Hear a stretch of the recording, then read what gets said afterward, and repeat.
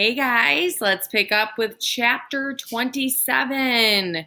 The story he told now was not about baseball. It was about parents who were drunk a lot and always leaving him on his own. About being put in classes where they just cut paper and played games all day. About a teacher who whispered to a principal just outside the classroom door. This bunch will never learn to read a stop sign. Right then and there, as if to make the teacher right. He stopped trying. The part I didn't tell about Bluefield, I was only 15. I ran away. The kid and the old man climbed into the pickup. They made 3 stops. First, they stopped by the park office at the zoo, where Grayson told the superintendent he just wanted to work part-time for a while in the afternoons. Fine, said the superintendent, just so you don't expect to get paid full time. Then they went to the library book sale racks and bought about 20 old picture books, such as The Story of Babar and Mike Mulligan's Steam Shovel and the Little Engine That Could. Then they went to Woolworth's for a small portable blackboard and a piece of chalk. Within 3 days, Grayson had the alphabet down pat, the shapes, the sounds. After a week, he could reach 10 one-syllable words, but he was reading them from memory. It took another couple of weeks before he began to get the hang of sounding out words he had never seen before. The old man showed an early knack for consonants. Sometimes he got M and N mixed up, but the only one that gave him trouble day in and day out was C. It reminded him of a bronc some cowboy dared him to ride in the Texas League days. He would saddle up that C, climb aboard, grip the pommel for dear life, and old C, more than not, it would throw him.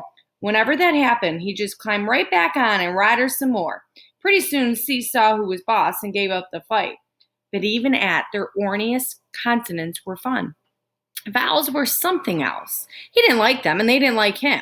There were only 5 of them, but they seemed to be some everywhere. Why, you could go through about 20 words without bumping into some of the shyer consonants, but it seemed as if you could tiptoe past a syllable without waking up a vowel.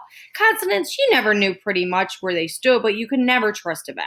To the old pitcher, they were like his own best knuckleball came back to haunt him. In, out, up, down, not even the pitcher, much the batter, knew which way it would break. He kept swinging and missing. But the kid was a good manager and tough. He would never let him slink back to the showers, but kept sending him back up the plate. The kid used different words, but in his ears, the old minor leaguer heard. Keep your eye on it. Hold your swing. Watch it all the way in. Don't be anxious. Just make contact. And soon enough, that's what he was doing, nailing those vowels on the bottom, riding them from consonant to consonant, syllable to syllable, word to word. One day the kid wrote on the blackboard, I see the ball. And the old man studied it a while and said slowly, gingerly, I see the ball. Maniac whooped, You're reading.